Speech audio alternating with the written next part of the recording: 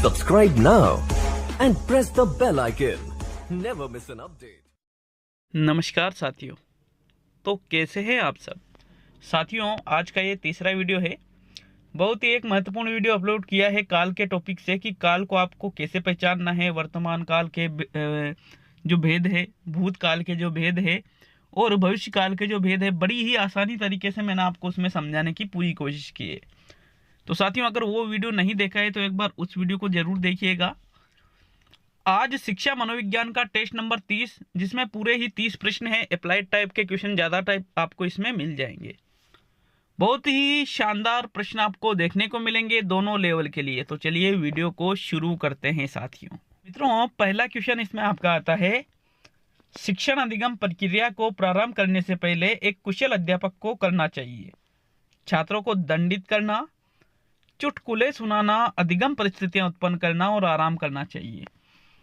तो दंडित करना, पहले कूट लोगे उनको तो फिर क्या अधिगम परिस्थितियां उसको कहेंगे? अधिगम प्रक्रिया के लिए ऐसा थोड़ी करेंगे। आराम भी नहीं बल्कि अधिगम परिस्थितियां उत्पन्न करना चाहिए साथियों।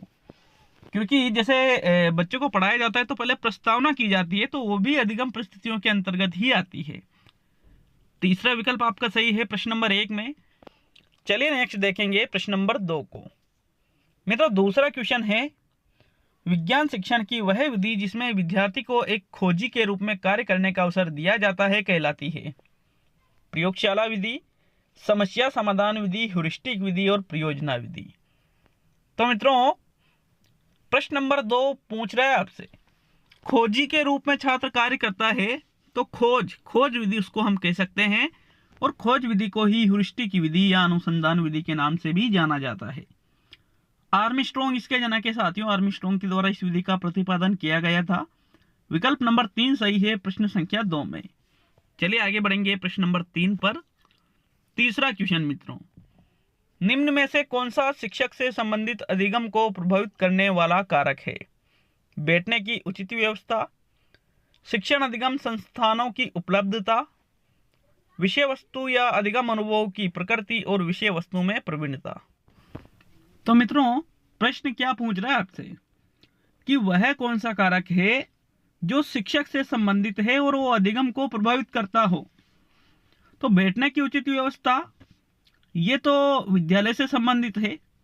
शिक्षण अधिगम संस्थानों की उपलब्धता, विषय वस्तु या अधिगम अनुभवों की प्रकृति, ये शिक्षक से संबंधित नहीं है बल्कि विषय वस्तु में प्रवीणता।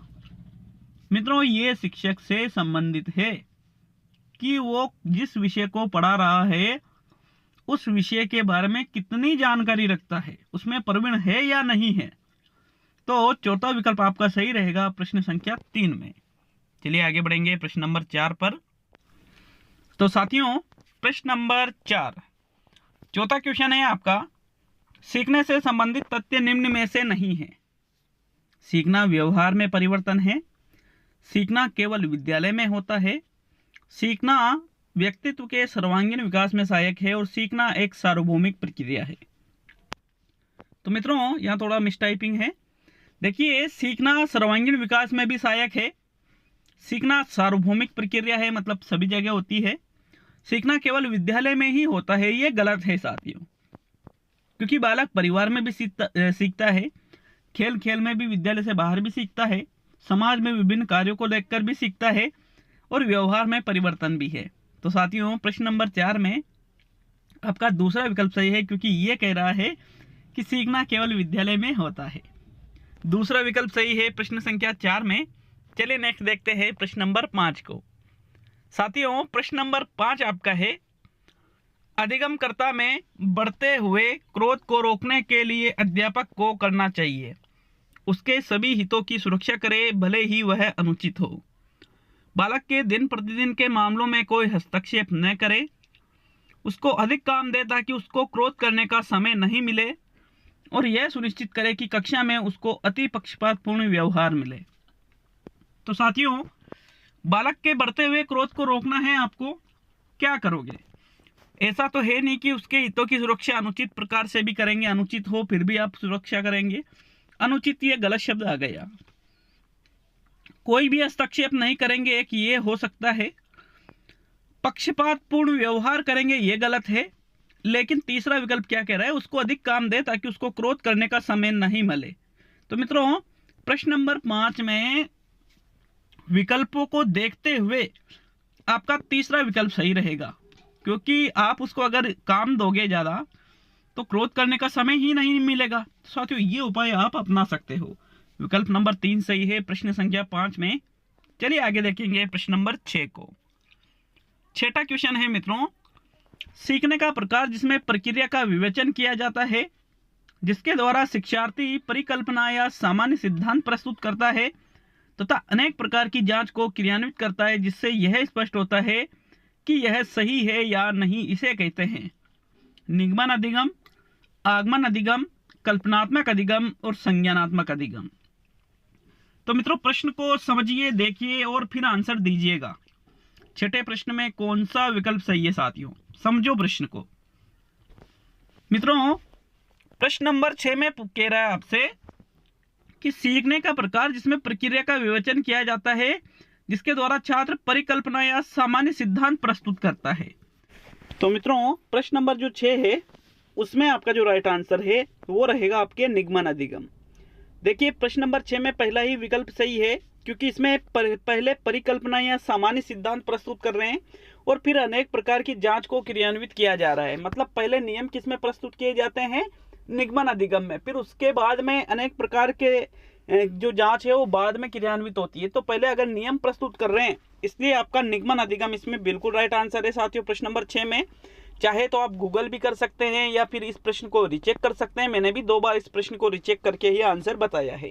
बाकी अगर आप आगमन की सोच रहे हैं तो कमेंट करके बता सकते हो, बट इसका प्रथम विकल्प ही सही रहेगा प्रश्न संख्या 6 में। चलिए आगे बढ़ेंगे प्रश्न नंबर 7 पर।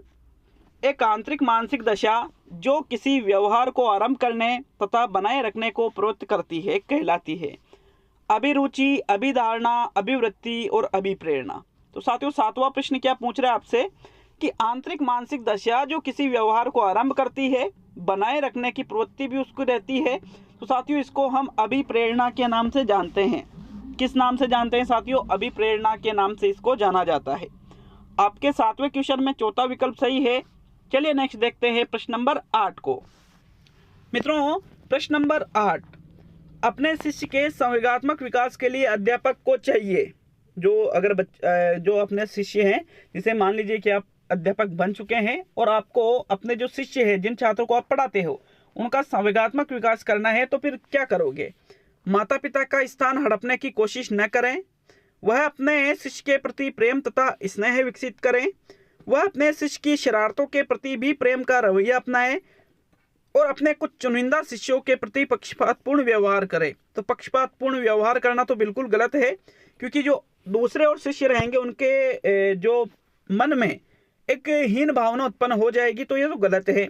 शरारतों के प्रति भी प्रेम का रवैया अपनाएंगे तो ये तो गलत है, बल्कि आप उन शिष्यों के प्रति प्रेम और स्नेह का भाव विकसित करोगे साथियों। अगर उनमें प्रेम और स्नेह का भाव विकसित होगा तो बिल्कुल वो संवेगात्मक रूप से कहीं ना कहीं वो परिपक्व जरूर होगा साथियों। इसलिए दूसरा विकल्प आपका सही है प्रश्न संख्या 8 में। चलिए अब देखेंगे प्रश्न नंबर 9 को। मित्रों 9वां क्वेश्चन, निम्न में से कौन सा कारण बालक के स्वस्थ भावात्मक विकास में सहायक नहीं है। बालक के कार्यों को सामाजिक स्वीकृति मिलना, परिवार एवं विद्यालय में संवेगों का दमन, विद्यालय में उपयुक्त शिक्षण विधियों का प्रयोग और शिक्षक द्वारा व्यवहार के सही उदाहरण प्रस्तुत करना। तो कौन सा स्वस्थ भावात्मक विकास में सहायक नहीं है मित्रों, प्रश्न संख्या 9 में राइट आंसर बताइए। देखिए जब भी संवेगों का दमन बच्चे का किया जाता है, बच्चे में जो संवेग उत्पन्न होते हैं उसका आप अगर दमन कर रहे हो तो उससे स्वस्थ भावात्मक विकास कैसे होगा, नहीं हो पाएगा, चाहे विद्यालय में हो चाहे परिवार में हो। साथियों ये गलत है, इसलिए आपका दूसरा विकल्प सही रहेगा प्रश्न संख्या 9 में। चलिए अब देखेंगे प्रश्न नंबर 10 को। तो मित्रों 10वां क्वेश्चन क्या है आपका, प्रश्न नंबर 10, एक अंतर्मुखी व्यक्तित्व होता है। अंतर्मुखी क्रिया करने की तीव्र इच्छा रखने वाला व्यक्ति, प्रबल और सरलता से परेशान हो जाने वाला नहीं, विनम्र सरल स्वभाव वाला व्यक्ति और व्यक्ति जो अपने पर्यावरण के प्रभाव के प्रति तुरंत प्रतिक्रिया करता है। तो मित्रों अंतर्मुखी व्यक्तित्व कौन सा रहेगा इनमें से, तो क्रिया के प्रति तीव्र इच्छा रखेंगे तो वो बहिर्मुखी की विशेषता है। प्रबल और सरलता से परेशान नहीं हो वो बहिर्मुखी की विशेषता है। जो अपने पर्यावरण के प्रभाव के प्रति भी तुरंत प्रतिक्रिया करे वो भी बहिर्मुखी होता है, लेकिन विनम्र और सरल स्वभाव वाला ये मुख्य रूप से एक अंतर्मुखी व्यक्तित्व की विशेषता होती है साथियों। 10वें क्वेश्चन में आपका तीसरा विकल्प सही है। चलिए अब देखेंगे प्रश्न नंबर 11 को। तो साथियों 11वां क्वेश्चन, जब बालक अपनी असफलताओं के दोष को किसी दूसरे के ऊपर लादने की कोशिश करके अपने तनाव को कम करने का प्रयास करता है तो वह विधि कहलाती है। स्थानापन्न समायोजन, मानसिक मनोरचनाएं, रचनात्मक समायोजन और उपयुक्त सभी। तो मित्रों प्रश्न पूछ रहा है आपसे कि खुद की जो असफलताएं हैं, खुद के जो दोष हैं, इसको दूसरे के ऊपर लादने मतलब दूसरे के ऊपर थोपने की कोशिश की जा रही है। तो स्थानापन्न किया जा रहा है, इसको क्या किया जा रहा है? स्थानापन्न समायोजन के नाम से इसको जाना जाता है साथियों। स्थानापन्न खुद का तो कम ही है लेकिन दूसरे के ऊपर थोप रहे उसको। तो प्रथम विकल्प आपका सही है प्रश्न संख्या 11 में। मित्रों प्रश्न नंबर 12वां क्वेश्चन क्या है? अध्यापक के मानसिक स्वास्थ्य के लिए आवश्यक है सामाजिक सम्मान की प्राप्ति, विद्यालय का जनतंत्र वातावरण, पद की सुरक्षा और पर्याप्त शिक्षण सामग्री। चारों में से बेस्ट विकल्प का चयन कीजिए। जो सबसे सही आपको लगता है उस विकल्प का चयन कीजिए साथियों कि अध्यापक के मानसिक स्वास्थ्य के लिए इनमें से सबसे आवश्यक क्या है। मित्रों चारों ही सही है वैसे तो, लेकिन सबसे अच्छा रहेगा विद्यालय का जनतंत्र वातावरण, क्योंकि अगर विद्यालय का जनतंत्र वातावरण होता है तो जनतंत्र का मतलब उस पर किसी भी प्रकार का यूं नहीं है कि दबाव हो, दबाव में वो स्कूल जाता हो, दबाव में पढ़ाता हो, जनतंत्र वातावरण होना चाहिए साथियों। दूसरा विकल्प आपका सही रहेगा क्योंकि शिक्षक जो है सबसे ज्यादा मानसिक स्वास्थ्य उसका विद्यालय में ही बिगड़ता है यदि वहां का वातावरण जनतंत्र न रहे तो इसलिए साथियों दूसरा विकल्प सही रहेगा 12वें क्वेश्चन में। नेक्स्ट देखेंगे प्रश्न नंबर 13 को। मित्रों 13वां क्वेश्चन आपके आता है, पुरुष स्त्रियों की अपेक्षा ज्यादा बुद्धिमान होते हैं, यह कथन है सही है, सही हो सकता है, लैंगिक पूर्वाग्रह को प्रदर्शित करता है और बुद्धि के भिन्न पक्षों के लिए सही है। तो मित्रों पुरुष स्त्रियों की अपेक्षा ज्यादा बुद्धिमान होते हैं, ये तो सीधा सीधा पक्षपात हो गया ना भाई। ऐसा तो है नहीं कि पुरुष स्त्रियों से ज्यादा हर बार बुद्धिमान रहेंगे, लेकिन कई बार आपने देखा होगा अधिकतर स्त्रियां भी बुद्धिमान कई जगह पुरुषों से होती है। तो ये चीज तो क्या लैंगिक पूर्वाग्रह को दर्शा रहा है। लैंगिक दृष्टि से आपने पहले ही सोच बना रखी है कि ऐसा होता है जबकि ऐसा कुछ होता है। तो साथियों 13वें क्वेश्चन में आपका तीसरा विकल्प सही है। चलिए आगे बढ़ेंगे प्रश्न नंबर 14 पर। 14वां क्वेश्चन साथियों, 14वां प्रश्न क्या है? अधिकांश व्यक्तियों की बुद्धि औसत होती है, बहुत कम लोग प्रतिभा संपन्न होते हैं और बहुत कम व्यक्ति मंद बुद्धि के होते हैं। यह कथन के प्रतिस्थापित सिद्धांतों पर आधारित है, बुद्धि और जातीय विभिन्नताओं के, बुद्धि के वितरण के, बुद्धि की वृद्धि के और बुद्धि और लैंगिक विभिन्नताओं के। तो मित्रों जो उपरोक्त कथन कहा गया है ये किसके सिद्धांतों पर आधारित है कि बहुत सारे जो लोग हैं वो औसत में ही होते हैं, औसत उनकी बुद्धि होती है, बहुत कम लोग हैं जो प्रतिभा संपन्न और बहुत कम जो लोग हैं वो मंद बुद्धि होते हैं। तो ये कहलाता है बुद्धि का वितरण सिद्धांत। क्या कहलाता है मित्रों? ये बुद्धि का वितरण सिद्धांत कहलाता है कि कोई मंद बुद्धि है, कोई प्रतिभाशाली है, कोई औसत है, तो इसको ही बुद्धि का वितरण सिद्धांत के नाम से जाना जाता है। तो दूसरा विकल्प आपका सही है साथियों प्रश्न संख्या 14 में। चलिए आगे बढ़ेंगे प्रश्न नंबर 15 पर। निम्न में से गिलफोर्ड ने कौन सा बुद्धि का सिद्धांत प्रतिपादित किया? बुद्धि संरचना का सिद्धांत, बुद्धि का एक कण सिद्धांत, बुद्धि का द्विकण सिद्धांत, बुद्धि का बहुखंड सिद्धांत।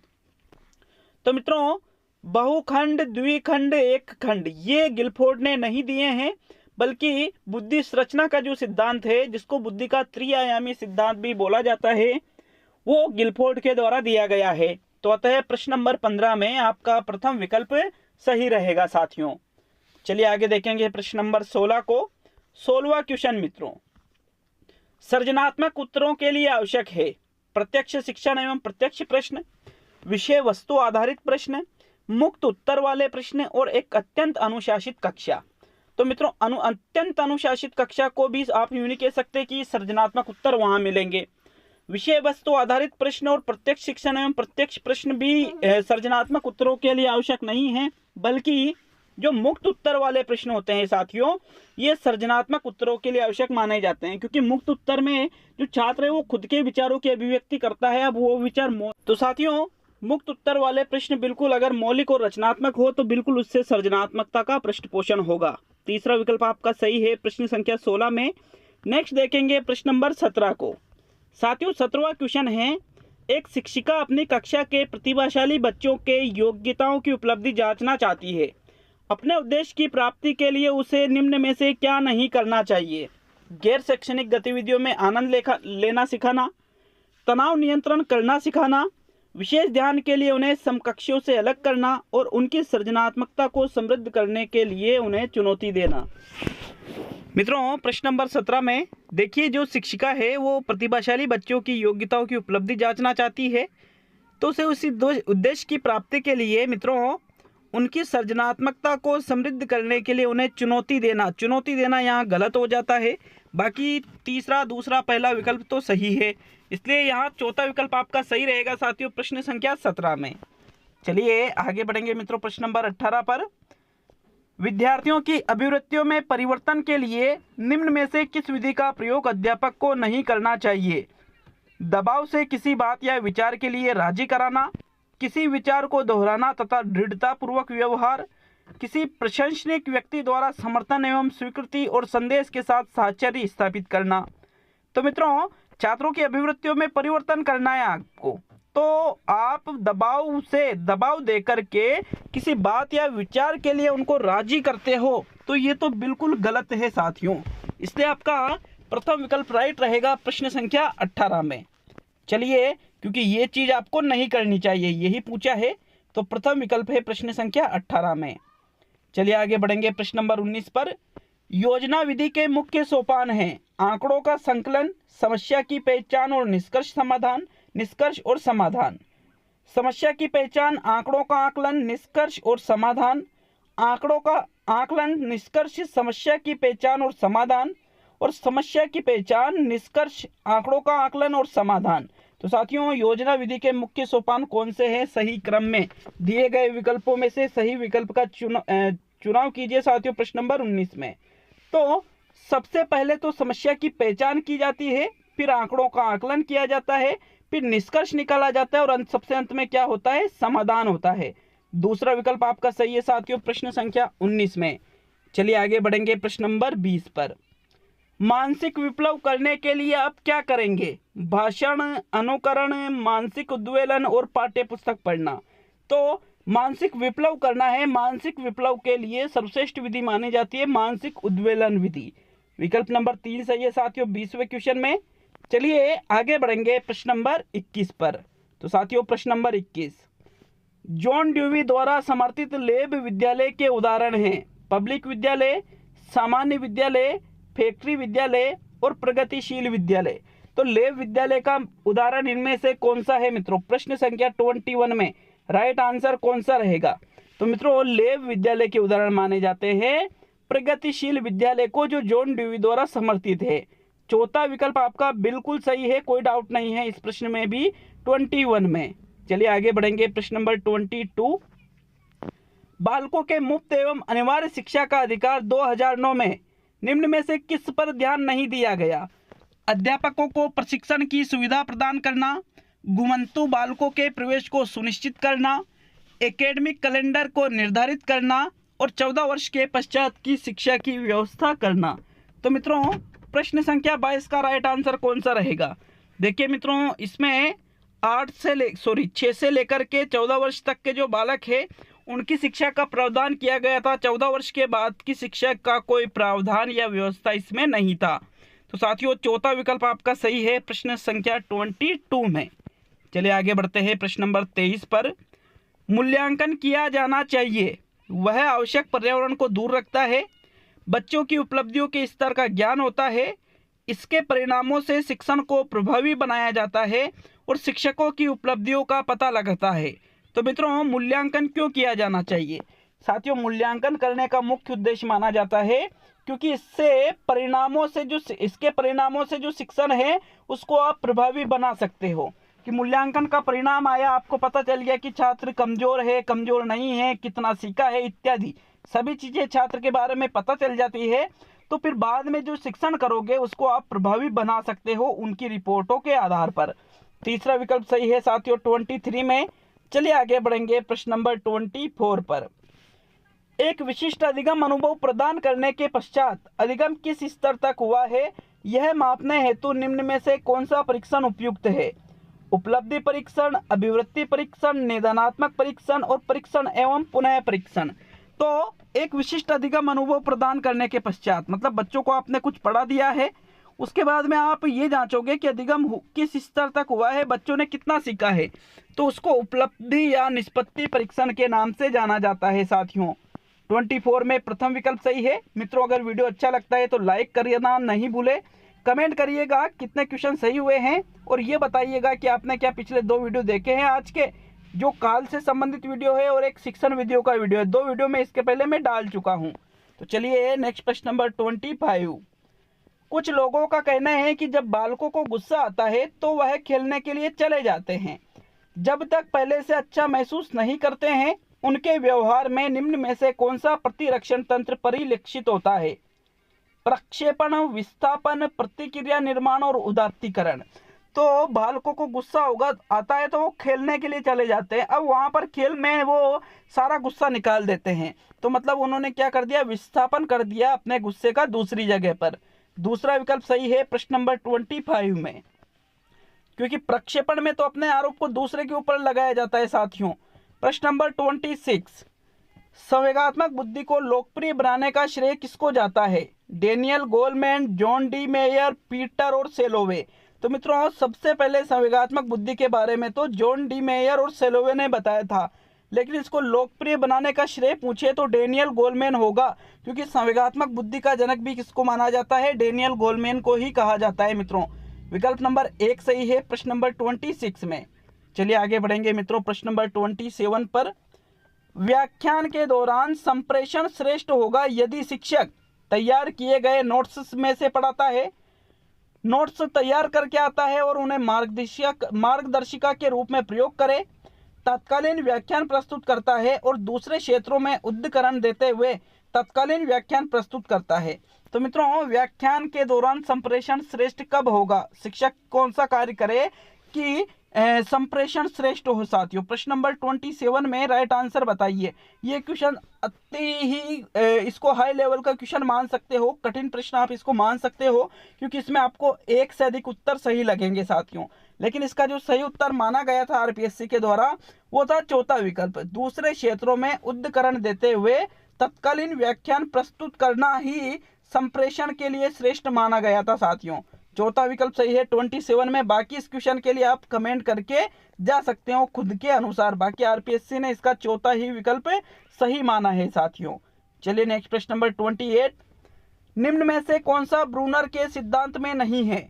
नवीन ज्ञान अथवा सूचना को ग्रहण करना, अर्जित ज्ञान का रूपांतरण करना, ज्ञान की पर्याप्तता की जांच करना और ज्ञान की अपर्याप्तता की जांच करना। तो मित्रों, ब्रूनर के सिद्धांत में नवीन ज्ञान या सूचना को ग्रहण करना बताया गया है, अर्जित ज्ञान का रूपांतरण बताया गया है, ज्ञान की पर्याप्तता की जांच की गई है, लेकिन अपर्याप्तता की जांच जैसी चीजें इसमें नहीं की गई है।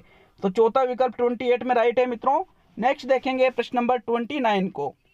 29वां क्वेश्चन, समस्या समाधान स्थिति के लिए संज्ञानवादी मानते हैं इनमें चिंतन प्रक्रिया होती है, यह प्रयास व त्रुटि पर आधारित है, यह पुनर्बलन पर आधारित है और यह उद्दीपन प्रत्युत्तर अनुबंध है। तो मित्रों, जो समस्या समाधान स्थिति है इसके लिए संज्ञानवादी किस पर जोर देते हैं? समस्या समाधान के लिए साथियों संज्ञानवादी मानते हैं कि इसमें चिंतन प्रक्रिया होती है। जब व्यक्ति के सामने समस्या आती है तो ज्ञान के माध्यम से व्यक्ति चिंतन करता है। विकल्प नंबर 1 सही है 29 में। और अब आज का अंतिम और 30वां क्वेश्चन देखते हैं साथियों। वीडियो अच्छा लगे तो लाइक, शेयर और कमेंट करना नहीं भूले, और अगर फिर भी डाउट है प्रश्न पर तो वो भी आप कमेंट करके जा सकते हैं। अगर अपेक्षित सुधार होगा तो बिल्कुल संशोधन कर दिया जाएगा, बट मेरे हिसाब से नहीं लगता है कि किसी भी क्वेश्चन में आपको डाउट होना चाहिए। चलिए 30वां क्वेश्चन मित्रों, अभिप्रेरणा वह एक प्रक्रिया नहीं है जो व्यवहार को अर्जित करती है और उसे बनाए रखती है, व्यवहार को निर्देशित व नियमित करती है, व्यवहार को प्रत्यक्ष अवलोकनीय बनाती है और व्यवहार को चयनित एवं अवलोकनीय बनाती है। तो मित्रों, व्यवहार को ये अवलोकनीय बनाती है, चयनित और अवलोकनीय बनाती है, निर्देशित और नियमित करती है और अर्जित करती है और बनाए रखती है। इसमें से कौन सी अभिप्रेरणा की प्रक्रिया नहीं है साथियों? तो ये व्यवहार को अर्जित भी करती है और बनाए भी रखती है, ये निर्देशित और नियमित भी करती है। अब कौन सा नहीं रहेगा साथियों? तो साथियों ये चयनित और अवलोकनीय भी करती है, लेकिन अवलोकनीय वो प्रत्यक्ष रूप से नहीं होता है बल्कि अप्रत्यक्ष रूप से होता है। तो साथियों तीसरा कथन अभिप्रेरणा के संदर्भ में गलत है, इसलिए तीसरा ही विकल्प आपका सही है प्रश्न संख्या 30 में। तो आज के ये पूरे 30 क्वेश्चन हो चुके हैं साथियों, आज के 3 वीडियो डाल दिए मैंने। तो बहुत बहुत धन्यवाद मित्रों, मिलते हैं अब अगले वीडियो में।